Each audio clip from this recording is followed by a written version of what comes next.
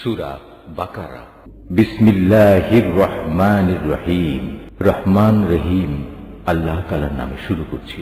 আরো স্মরণ করো যখন ইব্রাহিম বলল, হে মালিক, মৃতকে তুমি কিভাবে পুনরায় জীবিত করো তা আমাকে একটু দেখিয়ে দাও। আল্লাহ তাআলা বললেন, কেন, না দেখে কি তুমি বিশ্বাস করো না? ইব্রাহিম বলল, হ্যাঁ প্রভু, আমি বিশ্বাস করি, কিন্তু এর দ্বারা আমার মন একটু সান্ত্বনা পাবে, এই যা। আল্লাহ তাআলা বললেন, তুমি বরং এক কাজ করো, 4টি পাখি ধরে আনো, অতঃপর আস্তে আস্তে এই পাখিগুলোকে তোমার কাছে পোষ মানিয়ে নাও, যাতে ওদের নাম তোমার কাছে পরিচিত হয়ে যায়।